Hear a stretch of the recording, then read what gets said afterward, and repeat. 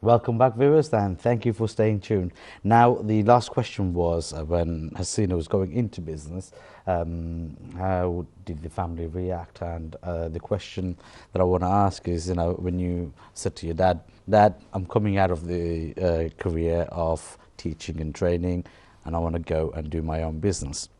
What Yeah. was the reaction? So I have to be honest. Initially, if I approached my dad, I thought my dad was not going to accept this business. I thought that he would probably see it as not a good business because of the type of business it is.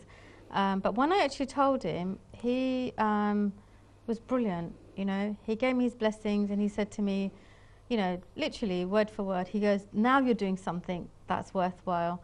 Now you're going to be making a difference. And now I think you've got some brains in your head rather than doing Oh, all this other stuff that you've been doing. wow. So you were probably astonished with the opposite reaction that you're Yeah. expecting, because I think there's many ladies out there who's actually probably thinking like, oh, if I go and say to my father, my husband, that I want to do this, oh, he's going to react. He's not going to like it. But that's not always the truth, Yeah, is it's it? not always the truth. And I think all the time we always have like these little objections in our head, and it's important to go and like test them out Yeah. and see how true they are. So with me and my father, I actually asked for his blessings, and I wanted him to approve. I wanted his approval because as children, we always want our parents to approve of us. Yeah, of And I course. Yeah. think although like I'm in my 50s now, that never stops because it's a parent-child relationship.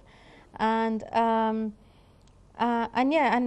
tell you what, when he said, yeah, just go for it, I thought, you know what, I don't care what anyone says, just because my dad's got my back, I am going to do I'm well. out there. I'm going to Yeah, go. I am going to That's do well. great. And it's like I just knew.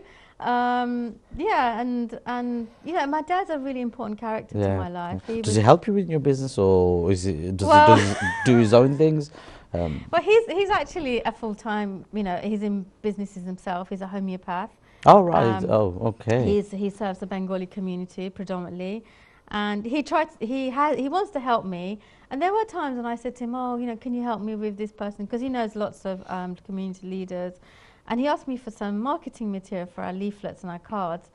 And he's a homeopath. A homeopath, their sole job is actually to look Uh, after the health and yeah. well-being and the longevity of somebody, Longevity. not Yeah. to like give them some marketing material that cut their short life Okay. short. You come for the Yeah, medicine. Here, take the yeah, medicine. Take this card. yeah. And I just said, look, I don't think this is right. And Uh, he was saying to me, it doesn't matter, it doesn't matter. And he would like, Dana Dunny, he would like, like fight with me to keep my material. So in the end, I just sort of just took them and put them away. But I think the main thing is that he has been supportive, and okay. you have to have that in business. You have to have people who have your back. You have Of to course. have good people around you, and that makes such a big difference. Do you have any siblings? I have siblings, yeah. Okay. And what was their reaction or their support I like? think they were a little bit like uncomfortable. Okay. Majority of people in the world are uncomfortable with death and dying. Of course, but what I don't understand is it's actually very important. Being a Muslim, we're told that the one who is intelligent is the one who remembers death, and prepares for it. It's a very important part of our religion, and yet we're still scared to get into that line of business or get into a conversation in that line.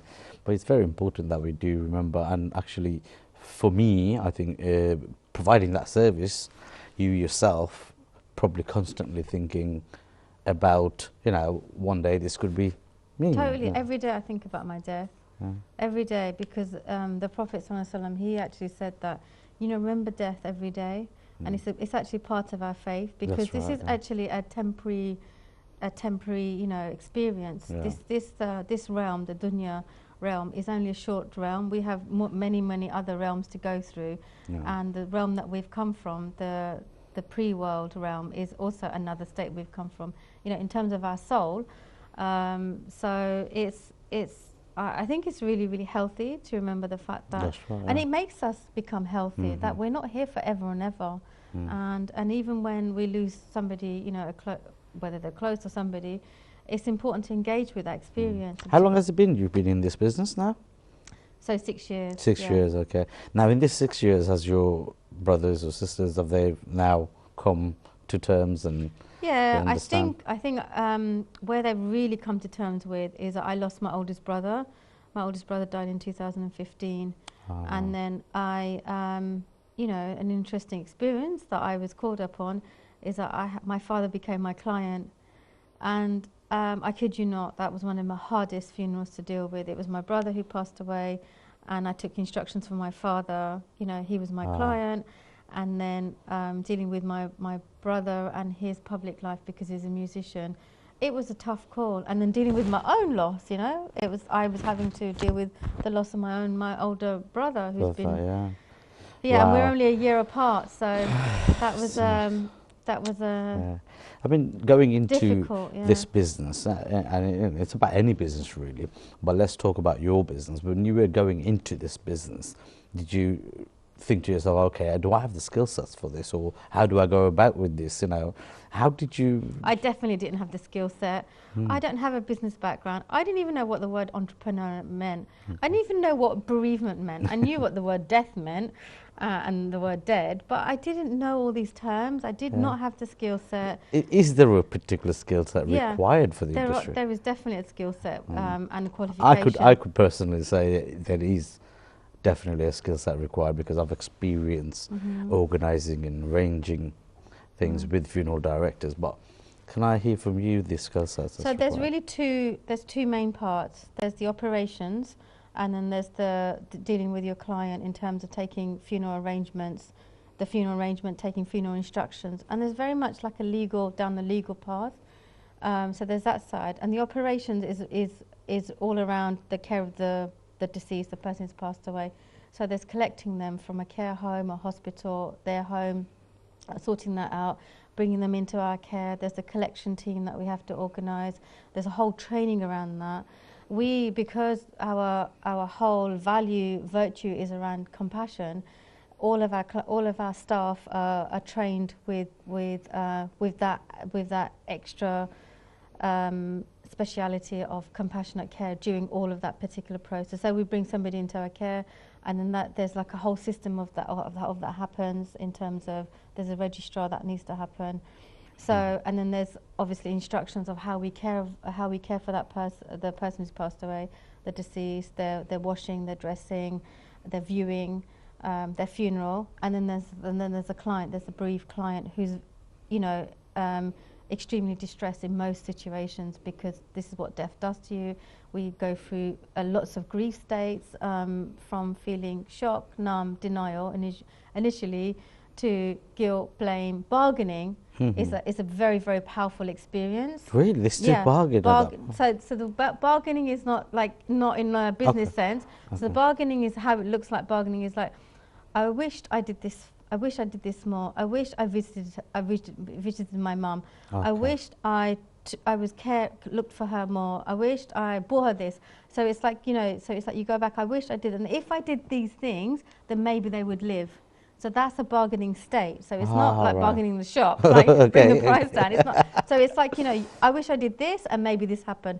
So it's like, you know, it's like an exchange. Bargaining is an exchange. So the exchange is that maybe they would have lived longer. Okay. That's the difference between bargaining. And we see a lot of that. And so when, you know, we just, you know, and this is what I want to really tell and really, really deeply share this from the bottom of my heart, because as much as painful grief can be, when we genuinely, like, really, really embrace grief and that loss and those horrible, horrible feelings, is that we really can transform, right? We can transform their relationship with us. Like, whenever I think about my brother, I can't think of him too long for being sad, because he's always got a smiley face, and his smiley face comes into my heart or into my mind, and he'll just say, like, what do you want? Like, you know, I've got you, what do you want? I'm here to help you.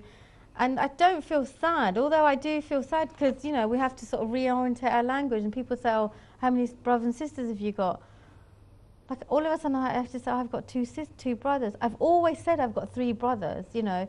So we have to go through, it's called adjustment. So we have to experience adjustment. If we don't, then it can really, really affect us. The loss of a loved one can really, really devastate us, and it can send us like downward. You know, depression. People become homelessness. Like you can lead to addiction. Some All really, sorts really of, all yeah, sorts and sorts yeah. of things. I mean, I don't want to focus on that. I think many people go through a lot of different types of changes. Yeah. But some form of change takes place if it's somebody so close to you. Mentally, some sort of transformation takes place in terms of the rest of your life. So just want to come in terms of my skill set. So I didn't have the qualifications. So now I have got the qualifications.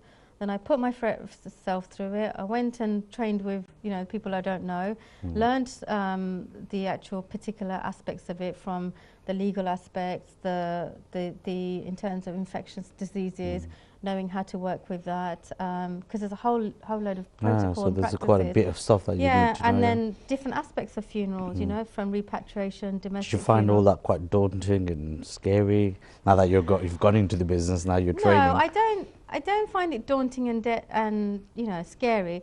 What I find is that sometimes I doubt myself and I think, am I capable of like learning this? Am I capable, you know, I'm like in my 50s now. Am I capable of sitting an exam? Am I capable of being examined? You know, and I think, well, actually, it's like an exam. If you just put the work in, you put the hours in, you put the system in, then you can. And this is what I would say about entrepreneurship, is that really, it's really about two things. It's really about, like, it's really about like one main thing. Is as entrepreneurs, we're only here to do one thing, and that's to solve problems. And we have to become brilliant at problem solvers. When someone comes to us with a problem, we say, yes, okay, let's work this one out together. And when we can use the power of empowering people and empowering ourselves, put those two together, then you really genuinely have a transforming funeral service, where a lot of people who attend our funerals, I said, oh, we really enjoyed that, because I think, well, yeah, because we're dealing with you with compassion. I hope you've enjoyed it, but I don't say that. And I don't mean that arrogantly. I genuinely mean that. It's that I want you to have this good experience, because the loss of a loved one is devastating. Yeah, you know? I think people at that moment want a service where they are less stressed about that part of the thing, because they're already grieving and you know, going through a lot of emotional stage. So at that moment, if you can give that comfort, makes a massive difference. I mean, so it's a service you're providing which is quite important, really. Absolutely. I think your skill set mainly at that moment focuses on how you can emotionally please somebody.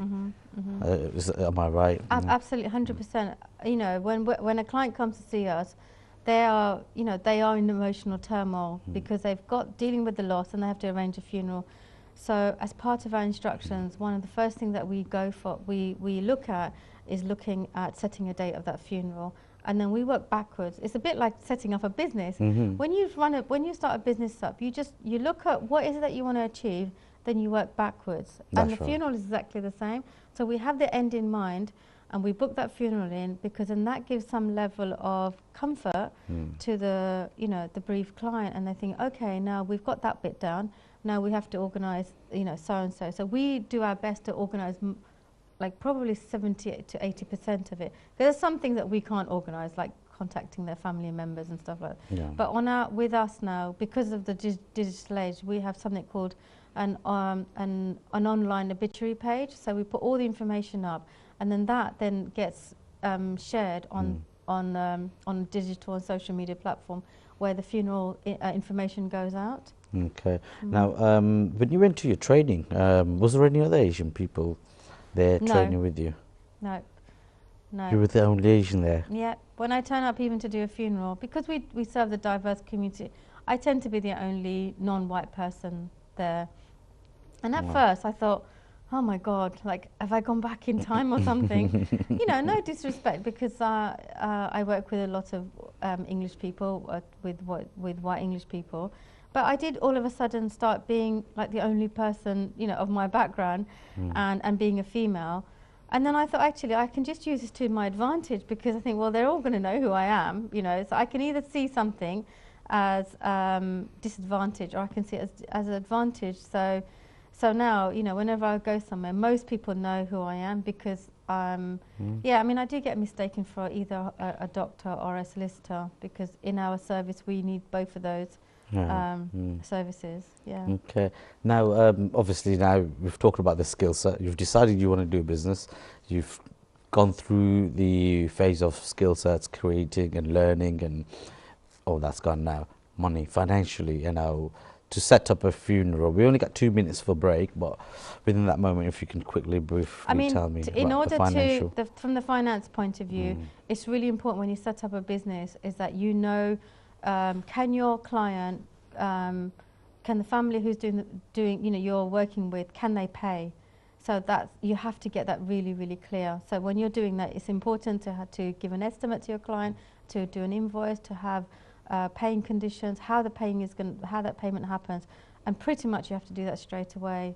So as soon as we started the service, that was all embedded as part of our service. Okay. Yeah. Now coming back to that, how about yourself investing into the business? You know, was it a difficult one? Was it a lot of money required, or whatever money that was required?